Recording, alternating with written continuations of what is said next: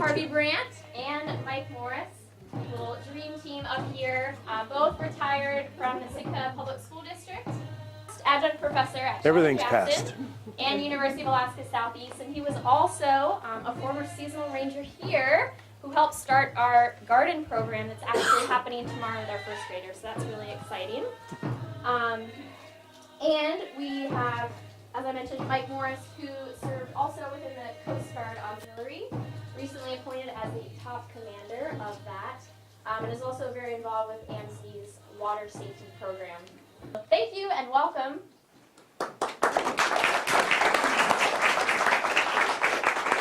Thank you so much. We will be, can you hear me in the back? Yes. Good? Yes. Okay. We will be presenting a bit of information about the ice trade in the Russian period, and then moving over into the I didn't plan this. Please hide your eyes. Sometimes Mike does Mike, please stop. Okay. Anyway, I'm trying to talk, Mike. We are going to try to work with some of the myths about the ice industry. We're going to try to dispel some myths in regard to, was Sitka or Kodiak preeminent? My apologies to you, Dr. Stevens. I love you, but that was early research. We're going to be talking about a company that was called the American-Russian Commercial Company. Now, you've all heard of the Russian-American Company. That's Russia. The American-Russian Commercial Company is American. And it's a big deal. It's a big deal part of this story, and a lot of people don't know it very well, including myself.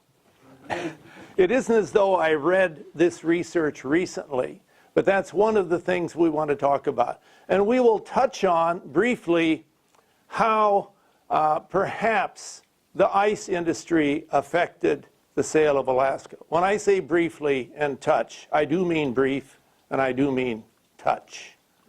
And if we need to elaborate on that, I'll be calling on Brenda Campen and a couple of other people. Mike, are you ready for whatever it is you're going to do? Are you? I'm ready. Yeah. Oh my gosh, does he look good? And it's a little warm in here. Well, Get him the microphone. I've got one. Okay. He's got one. This is He's got a approaching mic. Alaska Day, Alaska time, and so on. And I thought, well, what would be more appropriate than to read something out of Robert Service, right? He's the ultimate foreigner that became an Alaskan, sort of an adopted from England, the banker, and he wrote all those great poems. I thought about doing this particular poem because it is related to ice, okay?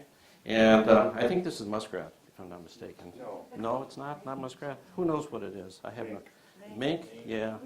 Weasel? No. No? Mink. Okay. So anyway, if you want to come up and mess with it, I'll take it off later and you can Just that. read it. Right. Okay. This is the Ballad of Blasphemous Bill. Anybody heard this one? No. That's good. I took a contract to bury the body of Blasphemous Bill Mackay. Whenever, wherever, or whatsoever the manner of death he die.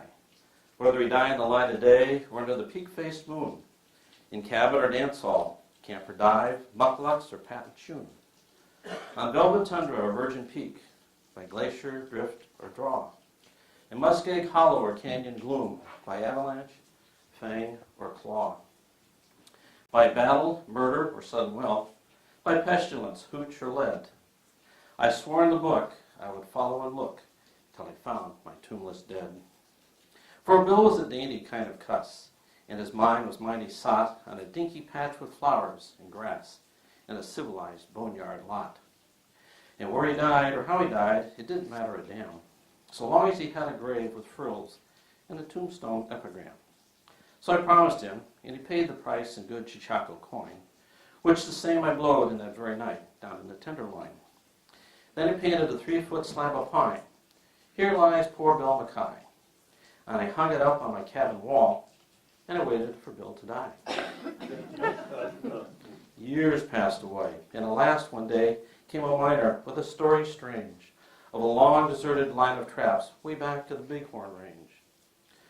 Of a little hut by the Great Divide, and a white man, stiff and still, lying there by his lonesome self, and I figured it must be Bill. So I thought of the contract I'd made with him, and I took down from the shelf the swell black box with the silver plate he'd picked out for himself. And I packed it full of grub and hooch, and I slung it on the sleigh. Then I harnessed up my team of dogs and was off at dawn of day. You know what it's like in the Yukon Wild when it's 69 below? When the ice worms wiggle their purple heads through the crust of the pale blue snow. When the pine trees crack like little guns in the silence of the wood. And the icicles hang down like tusks under the parka hood. When the stovepipe smoke breaks sudden off and the sky is weirdly lit. And the careless feel of a bit of steel burns like a red-hot spit. When the mercury is frozen ball and the frost fiends stalk to kill, well, it was just like that day when I set out to look for Bill. Or the awful hush that seemed to crush me down on every hand, as I blundered blind with a trail to find that blank and bitter land, half dazed, half crazed in the winter wild, with its grim, heartbreaking woes, and the ruthless strife for a grip on life that only the sourdough knows. North by the compass, north I pressed, river and peak and plain, passed like a dream. I slept to lose, and awake to dream again. River and plain and mighty peak, and who could stand unawed? As their summits blazed, he could stand undazed at the foot of the throne of God. North, aye, north, through a land accursed, shunned by the scouring brutes. And all I heard was my own harsh word and the whine of the Malamutes. Till at last I came to a cabin squat, built in the side of the hill. And I burst in the door, and there, on the floor, frozen to death, lay Bill. Ice, white ice, like a winding sheet, sheathing each smoke-grimed wall. Ice on the stovepipe, ice on the bed, ice gleaming over all. Sparkling ice on the dead man's chest, glittering ice in his hair. Ice on his fingers, ice in his heart, ice in his glassy stare. Hard as a log and trussed like a frog with his arms and legs outspread, I gazed at the coffin I brought for him, and I gazed at the gruesome dead. And last I spoke. Bill liked his joke, but still, God darn his eyes, a man ought to consider his mates and the way he goes and dies. I'm going to stop there, and we'll finish it up later, so stay tuned.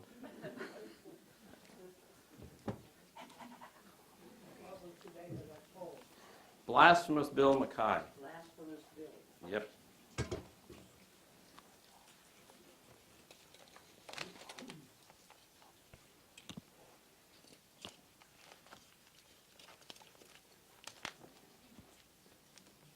Aren't you going to help me? No. What do you need help with, Harvey? This is what we're talking about tonight. This is the technology. How many of you remember ice boxes, Grandma, Aunt Hilda? Come on, raise your hands, be brave. I know some of you are old. Aunt Hulda, in my case, had an ice box made of walnut in Nebraska. I wouldn't drop this on your toes. I don't think. These tongs, I'm sorry to say, are a sad replica of really good ice tongs from the 1850s or the 1750s. And ice is not something rare or unique or particularly special except to the poor and the middle class, if there was one. The rich have had ice for centuries, for millennia. The Chinese, the Persians. Alexander the Great was going through Persia, wiping out their armies, sent his minions into the mountains, get me ice, I want to have a chilled drink tonight. And by the way, would you put a little in a trench? Thomas Jefferson soaked his feet in it every night. He had 2 ice containers. Have you seen them? at his house? Who's been there? Monticello. Come on, sure. And George Washington appreciated nice icy drinks. So it was very, very special to have ice until we got to the point where it could be delivered with some efficiency, created with some efficiency. That guy named Thoreau, Walden Pond, his life was interrupted by the sound of people sawing ice on Walden Pond. And old Thoreau, if you read his literature, excuse me, you will read about Thoreau saying the ice of Walden Pond is going to be mixed with the Ganges. I love it. And so he appreciated the fact that they were harvesting ice off of Walden Pond, and it was going to be sent. It was going to be sent to China, to India, to different parts of the United States. So ice is not something unique to refrigeration and modern technology, but the access to it is for the common person. Mike? Okay. I'd like to talk a little bit about historical origins of food preservation and lead up to the ice industry. How did people manage to not eat rotten food all the time? What did folks do way back in 10,000 BC to make sure that what they eat was not tainted and going to poison them? So there are a variety of things that have come along as technology has advanced. And some of this is kind of surprising as to how early people were fooling around with the idea of refrigeration and cooling. The astonishing fact is that from what historians, anthropologists, etc. can determine, that preserving food has been around in every culture probably since we can track it back. There's always been some way to want to do that. That's why people were so nomadic, is because they had to move to the food source, eat it, follow to the food source, and eat there.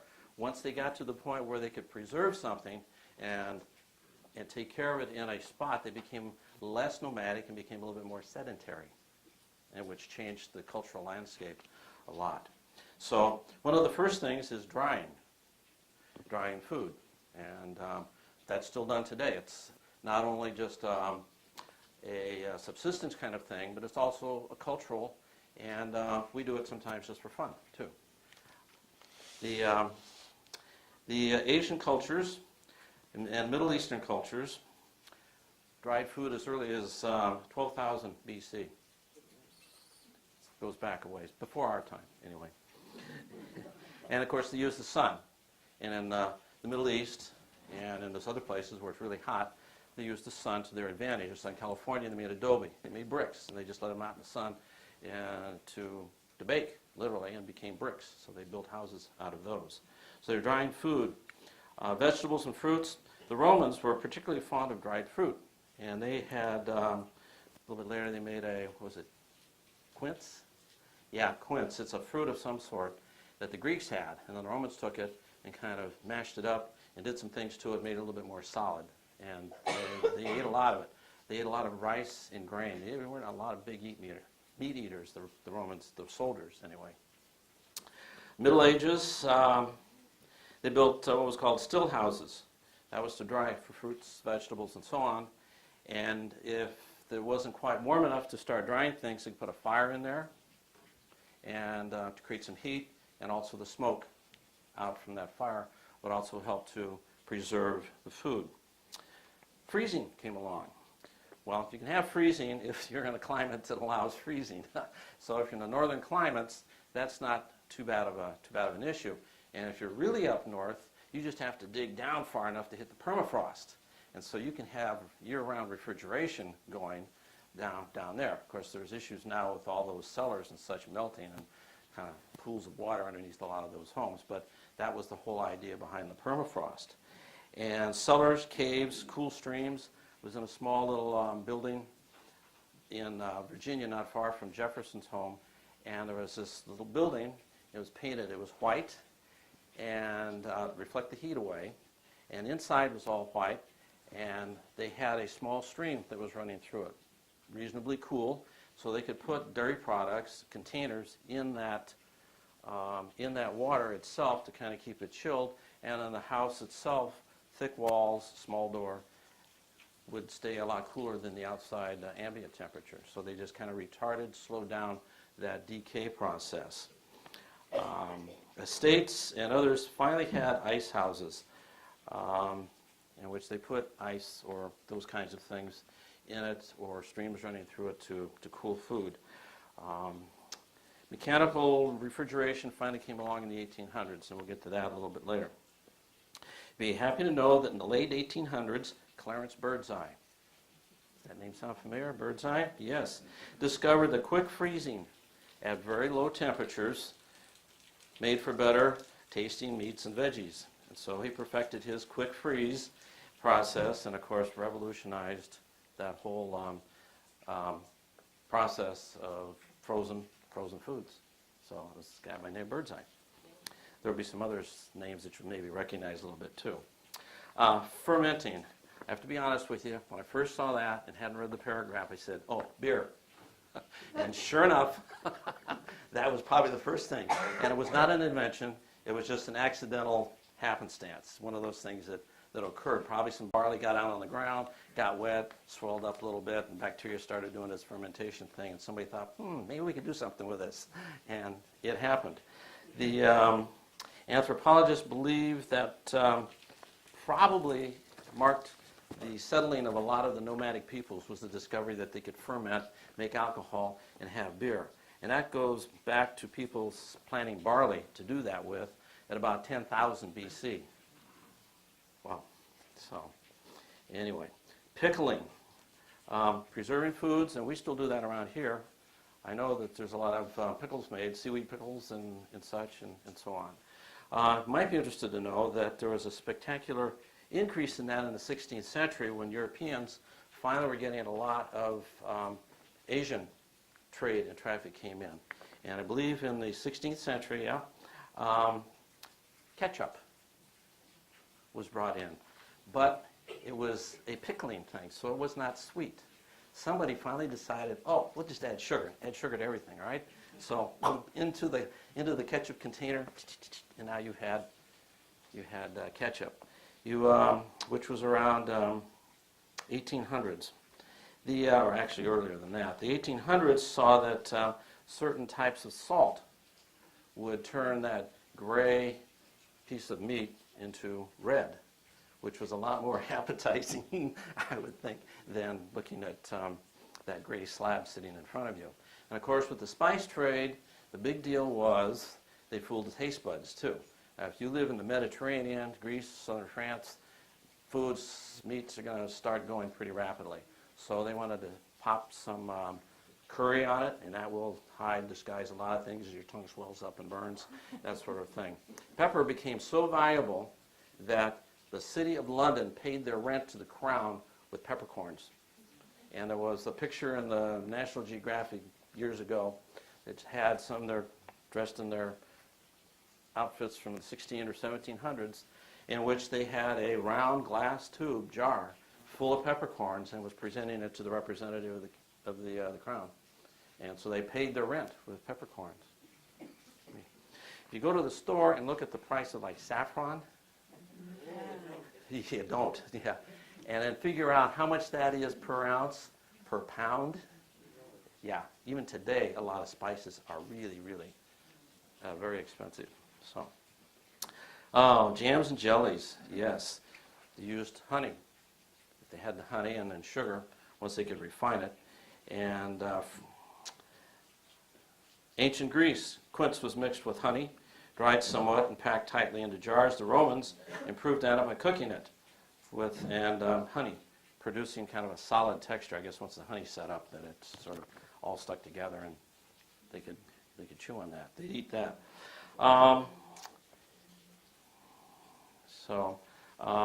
And then northern climates didn't have enough sunlight. They learned to preserve by heating sugar. And they made jellies. Let's see, what else came along? Oh, I know. With the pickling, there was chutneys, relishes, pickle lilies, mustards, and ketchups. So all that came from that pickling process. Canning, the vacuum seal. Yeah, how important is that? It's really important. And that connection, even though tin cans were used in 1810, and some of the people were pioneering pickling, canning in the 1790s, it wasn't until Louis Pasteur came along in the, the 1860s, 64, where Pasteur connected microbes and the bacteria and such to what was happening to food. And they finally understood that they had to keep that out, and the air contained it, so that was part of it. So that's kind of where it is, and we're going to head off into... I'd like to talk briefly about the 2 or 3 industries that were the backbone of the Russian-American company. About 1/3 of the tea consumed in Russia was provided by the Russian-American company. Big bucks. The brick tea, of course, was the favorite way of shipping it, a very efficient way of processing and consuming and storing. And of course, we don't have a sea otter pelt in the room, but you all have seen a sea otter pelt, right? I know this is not that, but that was the first and foremost big bucks. By the 18-teens and 20s, the fur trade was in a steep decline. And so the Russian-American company, which some years had made more money, net or gross, than the Hudson's Bay Company or some of the other large enterprises around the world, was having some troubles. And so they were looking around for different ways to make money. And that's, if you could stick a slide up there, Mike, please. So they would, of course, they took a look at ice. But before we go to that, I'd like to talk about this man named Frederick Tudor. This is an example of a news item from the Daily Sitka Sentinel probably 25, 30 years ago. And this ship is taking ice to San Francisco from Sitka, not from Kodiak, by the way. And Kodiak was a great source of ice, and more ice than Sitka overall. But anyway, I wanted to talk about the guy who was the ice king of North America, and in many respects, the ice king of the world. Frederick Tudor was a kid whose dad had a lot of money. Said, "Fred, you want to go to Harvard?" "Nope." "Fred, what would you like to do?" "Make money." And old Fred had an entrepreneurial streak to him. And Frederick Tudor, and I'm sorry I don't have a slide of him, but he had mutton chops that just wouldn't quit. I mean, they were serious. They hung out here. Yeah, this is not a fish story. Like this on either side. He had a brother who went on to become a very distinguished, accomplished person in the Northeast and the East Coast. But old Fred, he was looking around for something to do, so he got to thinking about all these people who were rich, who liked to have ice in their drinks, and ice for this and ice for that. So, I don't know if he got some money from Daddy, but he bought a ship, and he loaded it up with ice, and he took it down to that spot where you all see Irma destroying everything in its path right now. How many of you have seen that on the news? We need to remember those people in our prayers. But he took that shipload of ice down there, didn't quite do it right, and everything melted by the time he got there. He used hay to insulate the ice, didn't pack it very well, and he got some of the ice, it's believed, from Walden Pond. And old Thoreau, he says, "The noise of 100 Irishmen shattered the solitude of my pond." This is 1846. The eccentric transcendentalist peeked out the window of the rustic cabin where he came to suck all the marrow of life, quote, end quote, and watched as Tudor Ice Company immigrant laborers, that would be Irish, Kathleen, starting to suck out 10,000 tons of Walden Pond's frozen water. So Tudor, he tried again several times, didn't quite put it together. He ended up in debtor's prison. Now, keep in mind, Daddy has money, brother has position. They let him rot in jail 2 times. And I guess he learned something from that, because after that, he figured out a way to pack the ice better and to ship the ice more efficiently. And ultimately, Frederick Tudor became a multimillionaire. I mean multi-millionaire. We're talking 1800s, folks. He was very, very accomplished, very wealthy. I really don't know if he was a good guy, but he was a very rich guy. And he, in the end, was shipping ice to India, China, Europe, and San Francisco at a very steep price. It's about 13,000 miles from Boston to San Francisco, around the Horn. No Panama Canal then, folks, and a tough trip. And so some folks in San Francisco thought, we can beat this. We can beat this guy. And so the story continues. Mike?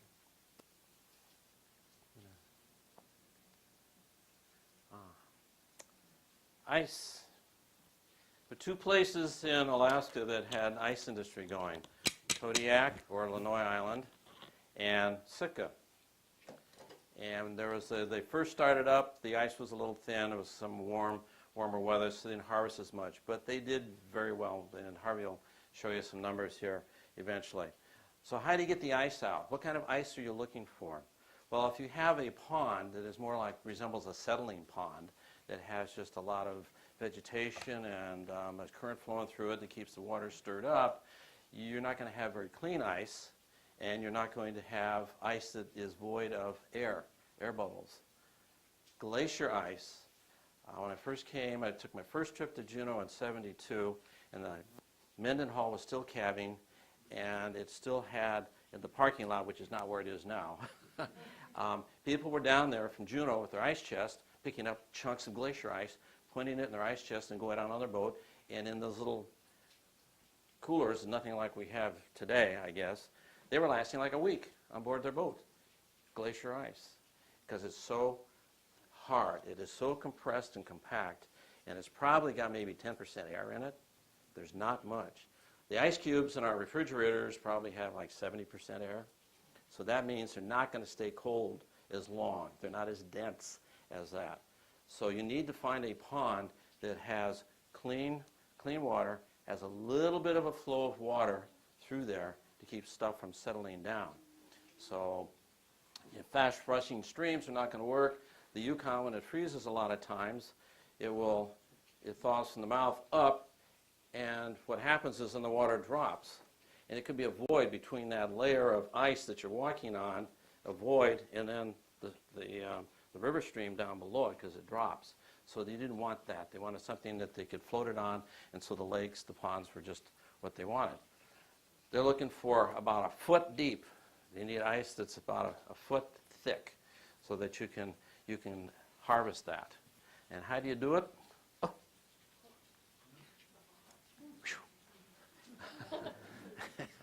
There went my talk. You have tools that you're going to need to harvest the ice with.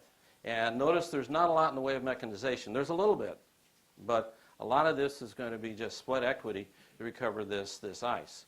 And some of these people would cut hundreds and hundreds of pounds or more a day when they're doing this by hand every day, because you've got a limited season. So you can see some of the tools, but I'm going to go to this next slide, and this is the big stuff here. What you needed to do was keep this snow off the pond or off the river.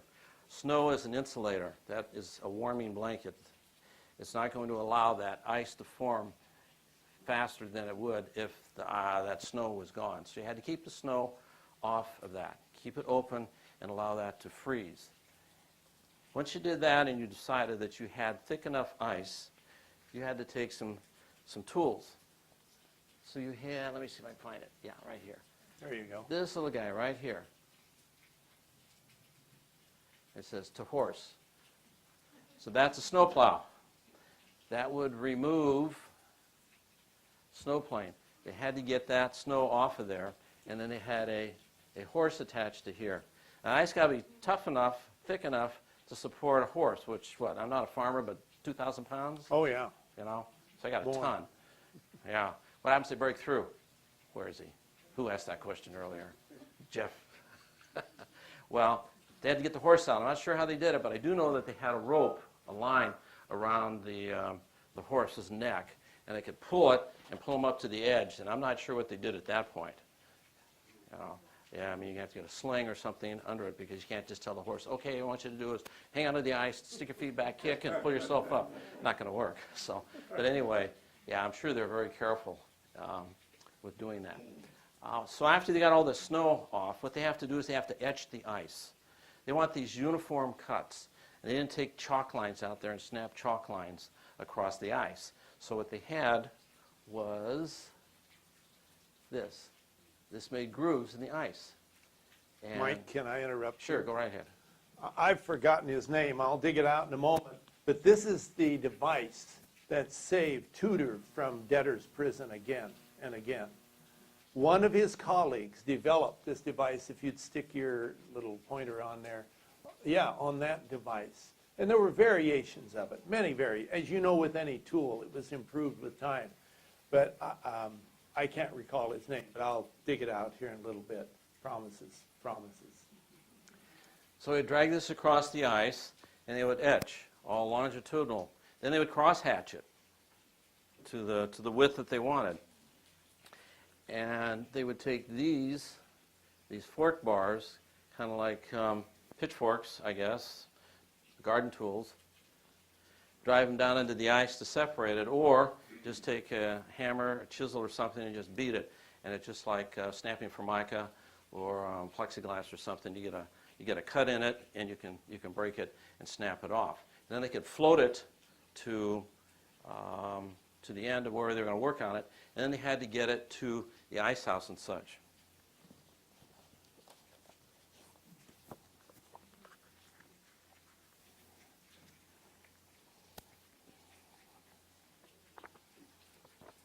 There's a witness that wrote this quote I'm going to read you that watched the ice harvesting here in Sitka, saw what was happening. And a fellow by the name of Glovin, I believe, is that correct? Yes. Yeah. So he talked about the most difficult facet of the industry was retrieving the ice lying under a 3 to 4 inch cover of frozen slush, scraper, and so on. So he said about Sitka on this day, the weather held and the ice was superb with no slush. It was as sparkling and clear as crystal. Yesterday I went to the lake to watch them cutting ice. The operation is performed with marvelous ease and speed. A horse is harnessed to an iron cutter with one smooth runner and with one with a sawtooth edge. The horse moves along at an even gait, and the saw gouges the ice about 2 inches deep. Then they turn it back again and set the sledge so the smooth runner goes along the cut line and the saw cuts a new one. In this manner, they work the ice with absolutely straight lines, provided the horse goes straight, I guess. Absolutely straight lines, and then cut lateral marks in the same way. Thus, they cut a large surface and mark it in perfectly uniform squares, just like a checkerboard. Then along these marked lines, they drag a snow-like plow, which cuts the ice 8 inches thick. After that, a single blow is enough to separate one block from the next. They heave these pieces up on the ice in several kolash, which was the Russian name for the klinkets here in town. Listen to this. The kolash, who are barefoot as usual, talk about tough, pile up pieces one on top of another and use a rope to drag them along wooden rails to the harbor. So that was harvesting in Sitka back in the day. And they would stack it up, and there were, we'll get to it with our map, probably 3 ice houses here. Yes. Yeah. Yes, 3 built in the, sorry. Yes, there were 3 ice houses here in Sitka built in the 1850s at the behest of the American-Russian Company. Okay, now we got 2 competing corporations here. And there were also at least 2 built on Lanoi Island, which today we call Woody Island, off of Kodiak. East of Kodiak is Long Island, Woody Island, and Near Island. I said them in the reverse order, I think. But that's, yeah, please, go ahead. Okay. These tools, this one in particular, they say form follows function. They actually had PVs, just as loggers would have to roll the logs and such. They had PVs that looked just about like what a logger would use, and they used it for the same function. They could push it into the ice, they could pry it, they could lift it, they could push it over and such. So they had borrowed from other available technologies to create tools that they needed.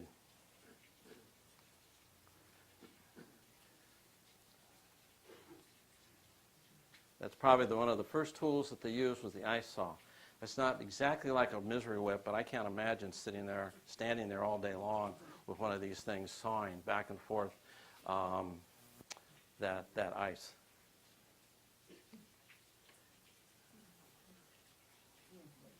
Sometimes they would put weights up here. They had particularly thick or hard ice. It was really cold, so they could start the etching process. I think once they dug down into it, it was pretty good. And then Harvey said, too, he'd seen pictures with people riding the horse, on the horse itself. That's a lot of focus, a little fuzzy. It's not your eyes. Where's that? Michigan.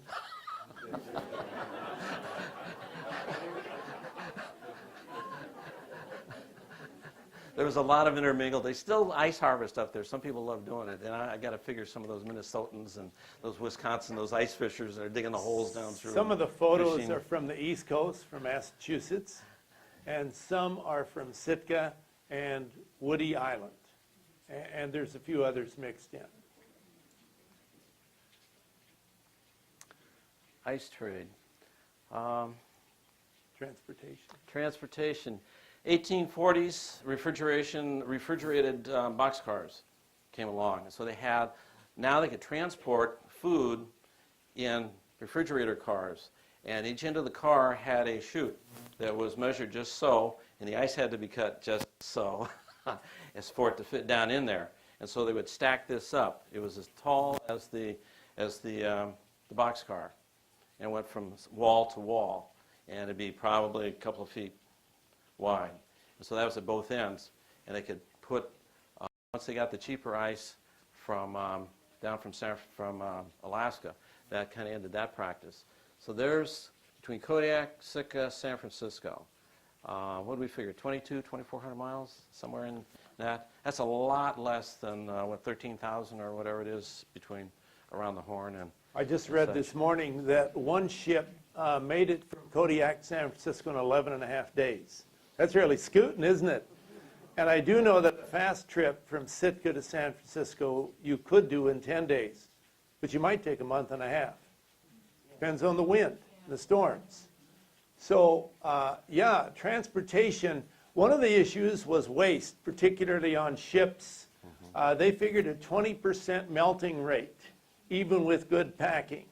So if you were packing 300 tons, 350 tons on a ship in Sitka, which was typical, or Kodiak, that was very typical, although that might go up to 1,000 tons, or as little as 250 tons, they would lose probably a quarter of that, roughly, before it would actually get to the warehouse in San Francisco. The American-Russian company had the usual growing up problems of any youthful entity. A corporation formed called the Union Ice Company the first year or so in 1851. A couple of guys had a little money, an idea, and San Francisco is a booming place. I mean, it is the city on the map in the world where everybody wants to be, wants to make a buck. And so that company had a few problems. They sent ice from Sitka And when they got there, or fish, there was no warehouse, there was no storage, so everything rotted. And things did not go well. So there were 4 separate agreements between the American-Russian Commercial Company, which is a San Francisco-based, an American-based company, with encouragement from Russians and Finns and Swedes and Germans who are working on behalf of the Russian-American company in San Francisco. But these Americans formed that company, and the second agreement was quite a bit better. And so that second agreement, by that time they had some warehouses built, they were shipping ice, and it varied according to the weather in Sitka, and then of course the probably preponderance of ice production moved to Kodiak in the late 1850s, early 1860s.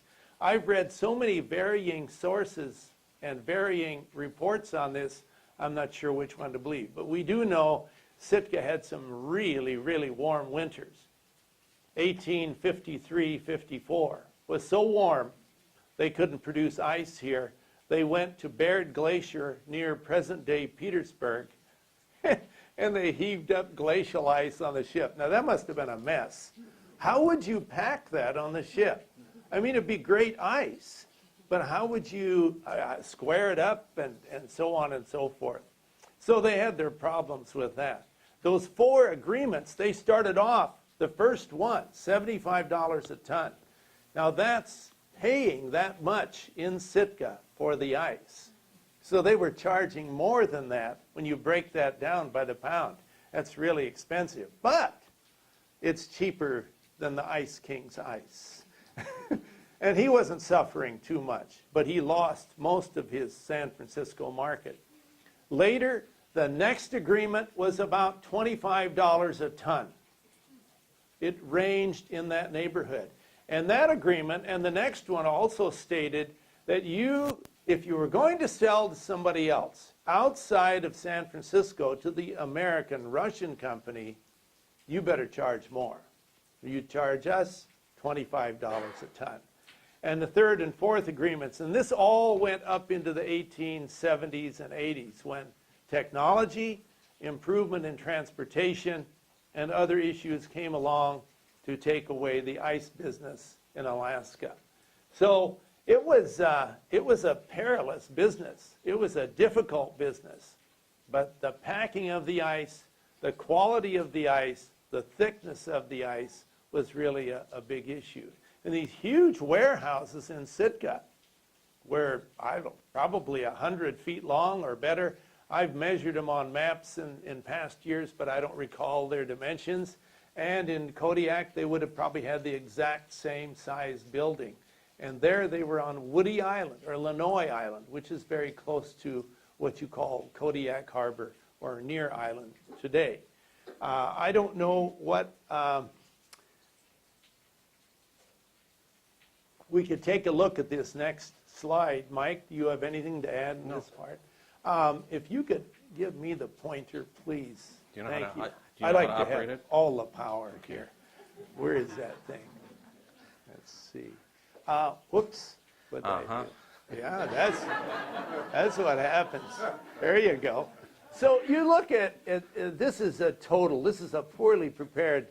I just copied this out of a book. This is not 1860s production. This is the total for these years. So here is Sitka. Here's Kodiak. These are the production years and the production totals. You can see they're very comparable. 1851 is the first year of the organization in San Francisco. In 1853, they finally got around to writing the paperwork up on the American-Russian Commercial Company. You can see about 18,000 tons here and about 19,000 here. Not a whole lot of difference. Exported from Sitka and from Kodiak, mostly to San Francisco and other places, Central America, South America, and there are letters, I read letters last night, written to officials in China, and we know those contracts were fulfilled. And so here we have the amount of ice shipped.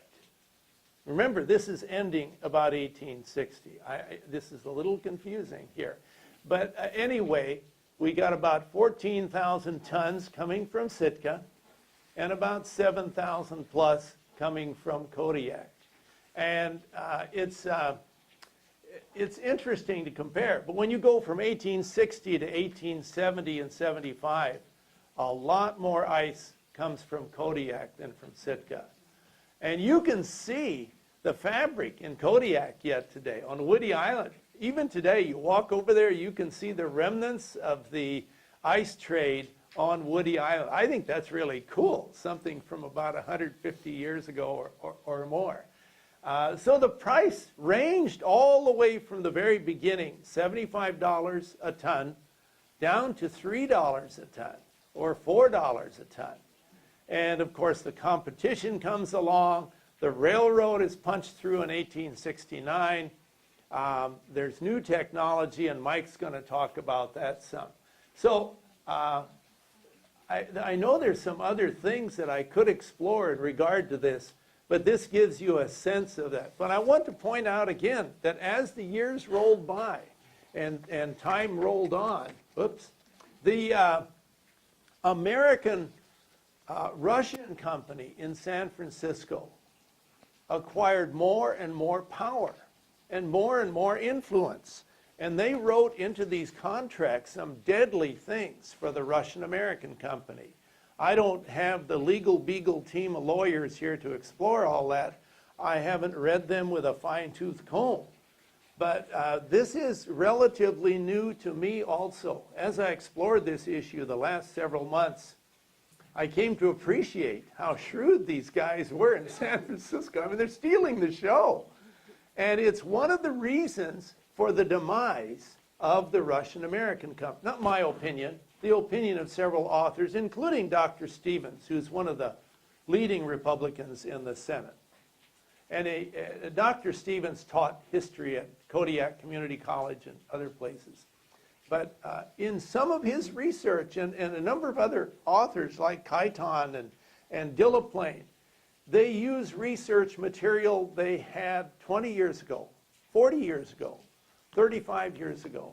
And it doesn't give Sitka the credit. You see this tone again and again. And I've become friends with some of the folks in the Kodiak Historical Society and teased them about this. I said, you got a little bias in your files here.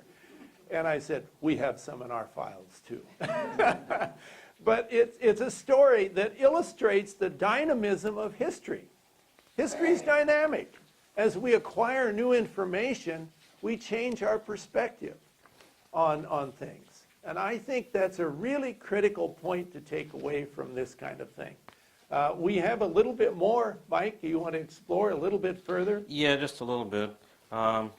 Might be interested to know that Benjamin Franklin and John Hadley was a professor of chemistry who were messing around with refrigeration back in 1755. And they used a pump to create a partial vacuum over a container of diethyl ether, which they boiled, absorbing heat from the surrounding area, from the air. They even created a small amount of ice, but they didn't have a practical application for it at the time. But they had about a quarter inch of ice. They had a mercury bulb that they formed it on, and they got it down to minus 17 degrees. Yeah, that's pretty good. And a nice little freezer going. They just didn't have enough other stuff to insert that discovery into at that time. That's, minus 14 centigrade, 7 degrees Fahrenheit, quarter inch thick. Let's see. In 1820, Michael Faraday, the physicist, and others were using high pressure, low temperatures. Jacob Perkins built the first working evaporator compressor in 1834, so we're easing up closer and closer to refrigeration.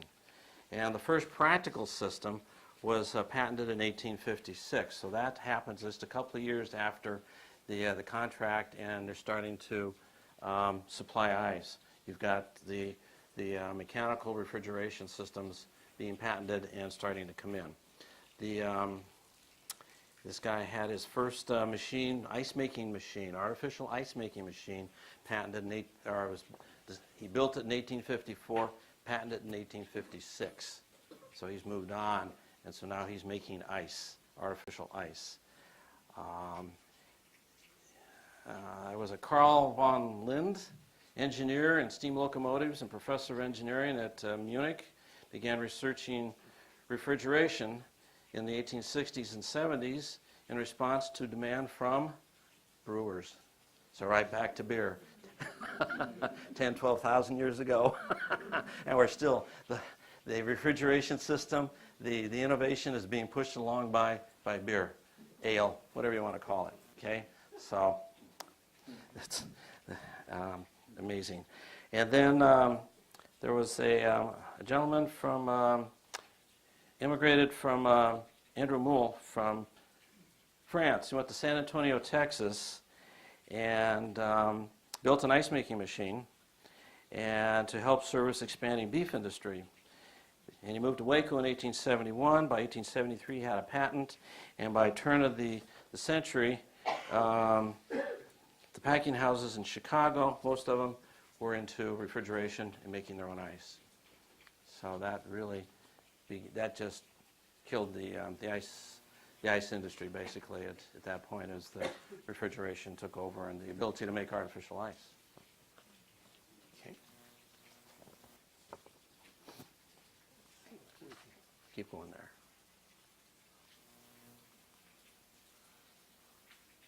I don't know how substantial this is, but this is a Emanuel Leut's painting. There are two copies, as I understand, one in D.C. and one was in the governor's mansion. Is it still there? I don't know. I haven't been to the governor's mansion recently. But on the left, you have Frederick Chew, who was a high official in the State Department. They're selling Alaska here. You probably know the story. De Stockel, where's my clicker? De Stockel here represents Russia. Here's Secretary of State Seward. Secretary of State Seward's son, who's the Assistant Secretary of State. Senator Sumner from Massachusetts, who's the guy who sold Alaska on the floor of the U.S. Senate. Without Sumner, there's no sale. These two guys are very knowledgeable and expert in French and Russian. He works with the Russians, and he's a French translator.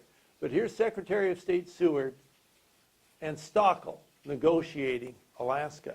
And the story is told by some, and I don't think it's very well documented. I think it's somewhat theoretical, but it's perhaps true. The sale of Alaska is $7,200,000. And this famous painting by Leutz, I don't think Emanuel Leutz was there that night, folks. But he is critically reviewed as an outstanding art historian. He does historical fiction, if you call it that. It sounds like we're making things up. We don't know where these people were sitting exactly, but we do know who was there. And Emanuel Leutz depicts this, but, Seward said to Stockel, Stockel said to Seward, we can do this tomorrow. Seward liked to play cards on Saturday night, and tomorrow was Saturday, so he said, no, we're going to do it tonight. Stockel said, State Department's closed. Seward said, nope, it's open now.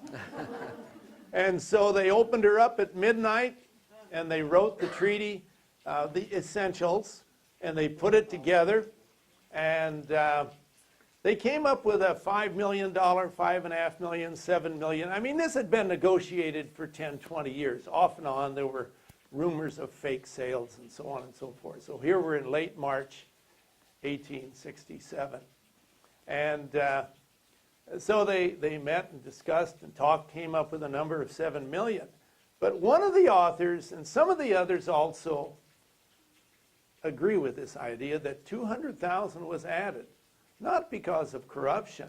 There may have been that, I don't know, but because the ice company had to be accommodated. And so the ice company had to be paid. And that was the $200,000. And again, it's theoretical. It's something for you to chew on. It's not my idea, it's not my theory, it's not my paper, but I think it's fascinating because there are a lot of ways for this money to change hands. You walk downtown DC, there's a bank called the Riggs Bank. They don't do much in the way of checking accounts, folks. I don't think they're a front for the CIA. But I do think the Riggs Bank, which has been there a long time, does a lot of dealings for the United States government, particularly the executive branch, in many, many, many ways, some of which maybe you wouldn't be happy about, others you would be ecstatic about. But that's another side to this story. But the ice trade was profitable. It made money. Toward the end, they were doing pretty well. Along comes the railroad hauling Sierra Nevada ice down and other technologies making ice. That company, guess which one?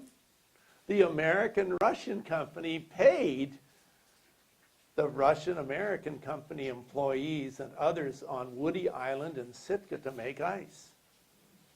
But they didn't ship it. They let it melt. The next year, they made ice again. They let it melt. It was insurance for the company in San Francisco. It was a backup policy. We've always got a supply here if we need it, if something goes kaflooey in San Francisco. It's interesting. Anyway, Mike, would you like to add anything? We're just about No? done. I see a few people nodding, and I thought there was going to be ice cream or possibly popcorn. But Mike, did you bring it? No. I'm sorry. Yeah, I let him down. He's a good guy, really. No, seriously, we're close. Yeah, just about there. This is the cathedral. This is the map of Sitka. 1867. Yeah, it was right at the transfer time, I guess. That's the cathedral. This is presently Polson's place, okay, give you an idea. Castle Hill, traditional home for Clinkets. This is the shipyards and everything's Catley-Ann Street up this way, and Lincoln down here. We think right here might have been one of the ice houses, okay? And the sawmill is around here Number somewhere, and because they needed sawdust to pack that ice in and such. Matter of fact, they used it in the Russian bishop's house too, didn't they? So If you sawdust for insulation. if you extend the map Yeah. out this way, Yeah. what is Lake Street today would be the Maloshovka River coming out of the Basin, which was a small pond in front of Lake Labaisha, which we call Swan Lake today. It's actually an artificial lake. It was dammed up by the Russians. So Lake Labaisha would be here, the Basin. Then you'd have a flour mill and a tannery. Lovely to have them side by side, isn't it? Oh my, that bread tastes good. And then the Maloshovka River, which runs underneath Lake Street today, curves over past and comes out by the library, as I remember. I think I'm correct. And then there was a sawmill at the end. And so they used sawdust from that. But I think the ice houses primarily were here. And we're a little fuzzy on the location of the ice houses, but there were 2 or 3, very large, and you can see them in old photographs of Sitka. Do you have any more, Mike, about? Nope, not on the map. I think we're good there. Okay, this is the icon, the seal of the American-Russian company. And there's just a couple more pictures of some ice cutting, I think, isn't there, right after? And then we'll finish up. Go right? ahead. Huh? I think there's just a couple more. Oh, no, that was it. Okay. Backwards?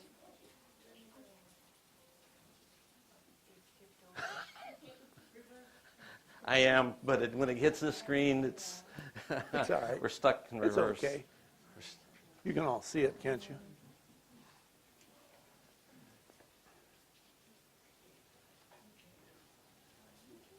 There it is. Bingo, huh? Okay, so.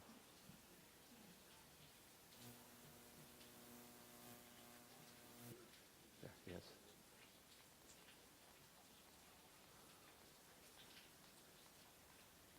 Oh. There we go. Okay. Ice. Ice. I'm not sure where that is, but it's a lot of. Probably Massachusetts photo.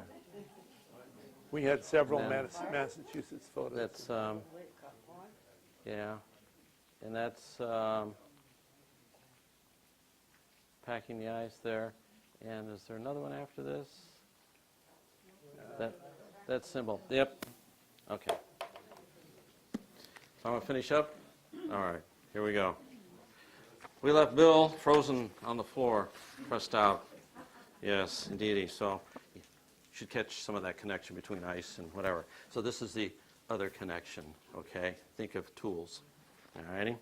So, till at last I came to and the cabin. At last I spoke. Bill liked his joke, but still gall darn his eyes. A man had ought to consider his mates and the way he goes and dies. Have you ever stood in an Arctic hut in the shadow of the pole, with a little coffin 6x3 and a grief you can't control? Have you ever sat by a frozen corpse that looks at you with a grin, and that seems to say, you may try all day, but you'll never jam me in?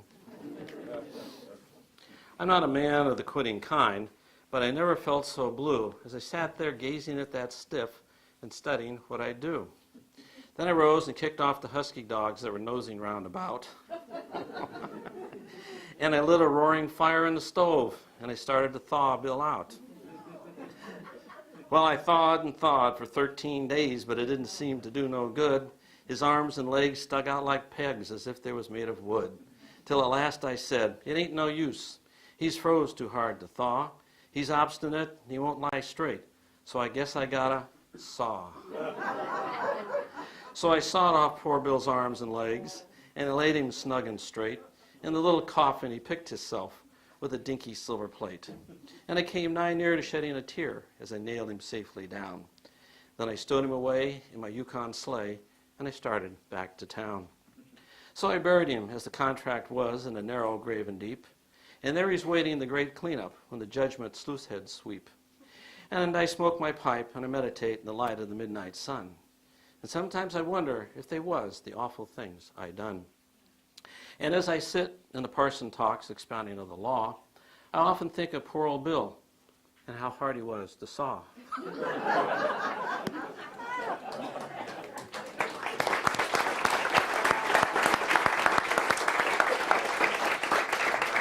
Thank you, Mike. That was wonderful. And if you have any questions, that's great. If you're tired and itchy, and you're welcome to head on out.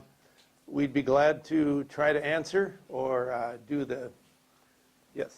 There's a great little documentary called How Beer Saved the World, which relates. You should look it up and see it. So, How Okay. Beer Saved the World. Chilled glasses with light beer along with that. Yeah, okay, yes. Did the American Russian company do anything else besides ice? See, in the contract, it was allowed to sell and buy all manner of goods, and that's why the authors I read, and I pretty much agree with them, they took a lot of power away from the Russian-American company. I can't believe that the Russians would sign. I think it shows desperation. It shows shrewdness in a way. We can make some money off these guys. It shows the sheer raw capitalism of the time.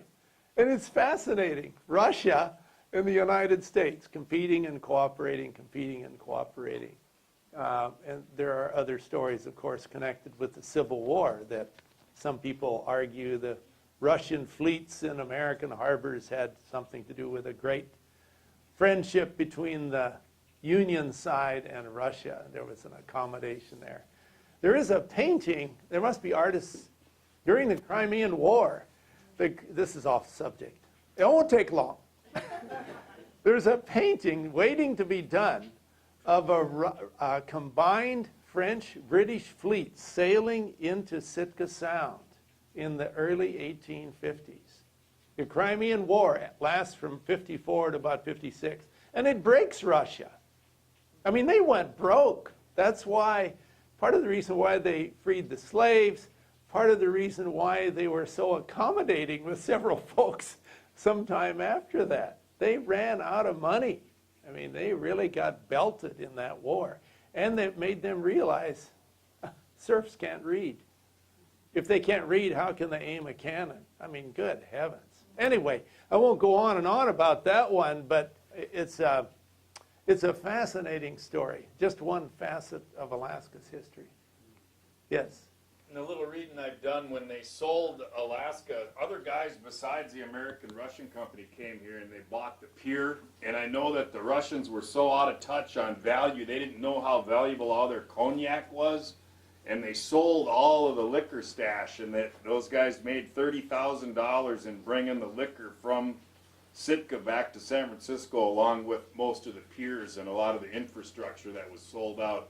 And the author, super old book, but talking about how out of touch the administrative aspect of the Russians were, not having the pulse on commerce, and could easily, you know, have the wool pulled over their eyes about what the value was. And Take it or... There was, where was the reading, where they had, yeah, they were talking about paying in rubles and such, and making sure that everybody was well paid, and they got what, room and board along with that. They got Retirement. They got alcohol along with their pay, and they kind of left it up to the discretion of the on-scene manager. Oh, okay. So yeah, they're really out of touch. But you got to figure how far away they were. It's going to take them a year or two to get communications back and forth between here and Russia. So you've got to rely on feet on the ground, whoever's, you know, locally. So yeah, I'm sure a lot of that slipped away from them. They had no concept. Dr. Jim Gibson is, I think, the finest presenter of that information, geographical history.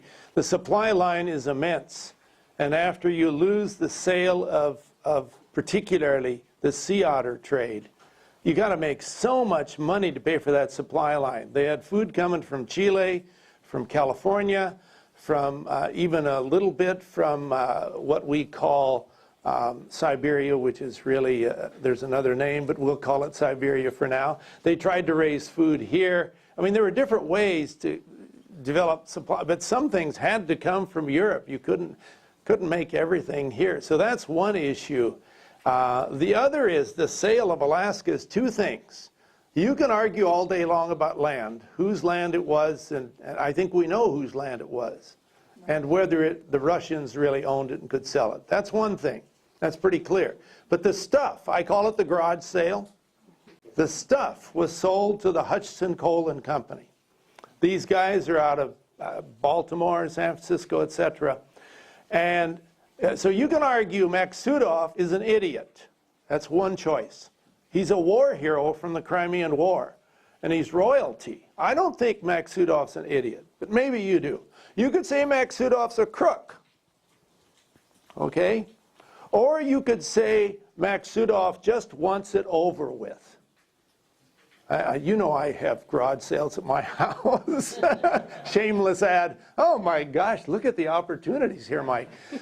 But really, seriously, the Russian-American company wanted to be done, and it took all of 1868 to finish that up. They were paying people's tickets home, and they had all kinds of expenses. So I don't know which way it was, but yeah. The Alaska Commercial Company today is a descendant of Hutchison Coal and Company. Lakeside. And how many stores in Alaska? 57 throughout 57. Yukon And they're based out of Canada now, right? And so, you know, some corporations keep going and going. Any other questions, anybody, or comments? Yes? From your research, did you find out it was the ice trade a dangerous one? I assume it was. For the employees? Yeah. Oh, I'm sure. You know, but there's, I think, that component of the little people, you know, the term that some people use it, well, you get one employee. Here's a statistic. Russian-American company, probably it's estimated by a number of historians, one-third of the workforce was sick or out of commission, most of the time. Yeah. Yeah, of course there would have been injuries, terrible injuries. Yes? Were they using horses in Sitka to Yes, they were, and before Kodiak. There are horses here in the 1830s.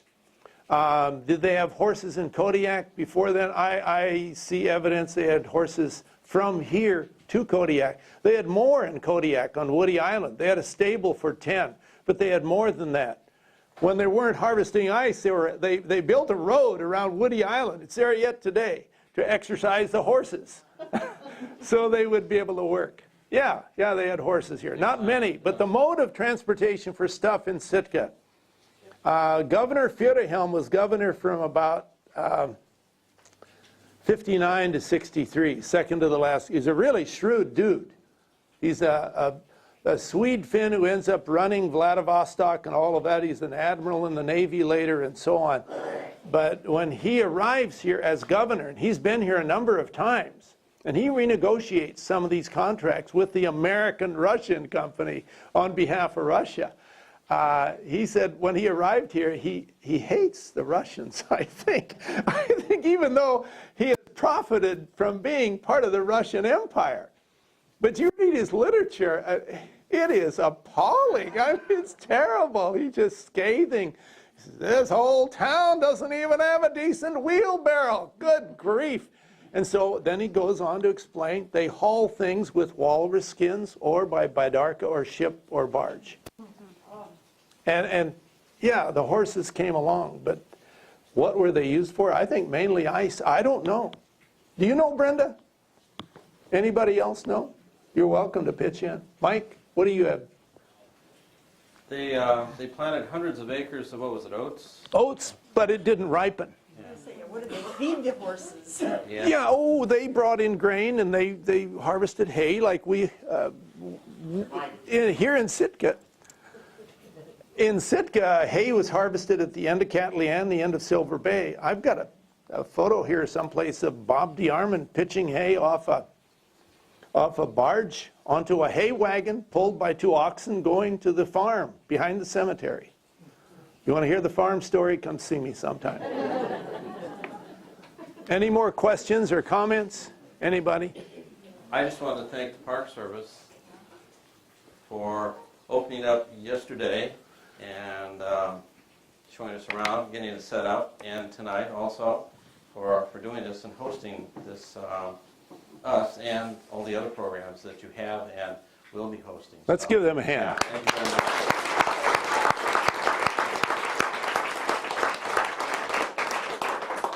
Well, yeah, I wanted to thank Mike and Harvey, and also, I'm not sure if I mentioned in the beginning, but also the Sitka Historical Society, who's our partner with these senior series. And